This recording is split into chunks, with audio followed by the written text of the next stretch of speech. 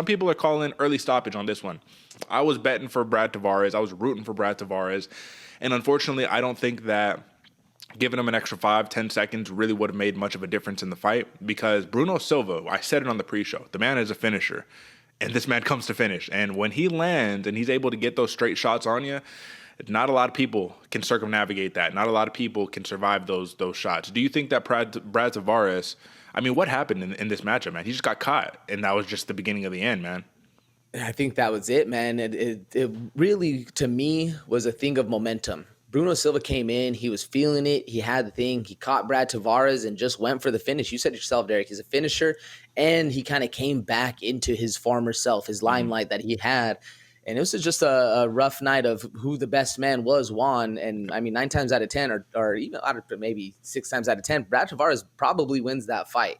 But he showed up, man. Bruno Silva showed up and proved that he was who he was back, 6-7 months ago.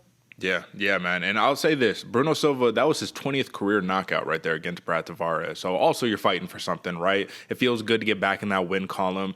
And he has this stoicism about him, man. He does it almost every time that he gets it. But he gets these walk-off TKOs where he hits the big one, right? Might give a little follow-up on the ground and pound. But then he just kind of jogs off with this look of like, that's how I expected the fight to go. So I think when those GM3s, those Alex Paeta type matchups happened, and he has to really fight through some adversity and doesn't get it done, there's almost this like, this isn't going as according to plan. So it could be, and I don't want to be too dramatic here, but do you think that, you said momentum, right? For Bruno Silva, if things are going well, watch out. Dangerous man. Things start slipping up a little bit, confidence drops, and everything kind of crumbles. Do you kind of see it that way?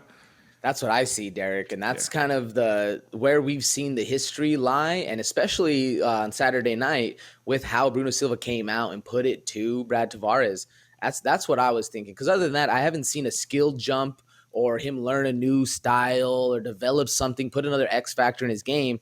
It just seemed like Homeboy had the right mental capacity to go in there and win the fight.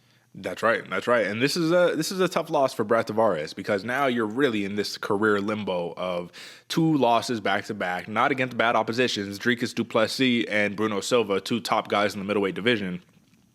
But where do you go if you're Brad Tavares? Stick around as a gatekeeper, keep fighting? I mean, do you have any bold predictions for either of these fighters? Ooh, Brad Tavares, man. I think Bruno Silva can go a little bit further, but I wouldn't give up on either of these fighters, man. There's a lot of longevity that they can get around. Sure, we might see him have to fight a couple newcomers, but if they can get the confidence and skill set and the momentum back on their side, I don't have any hesitations to just keep him out. You know what I'm saying? Yeah, the tough part about this, man, is that the last 5 wins of Brad Tavares' career are all against guys who aren't in the UFC anymore. So it's kind of tough because it's like now you're this historical guy.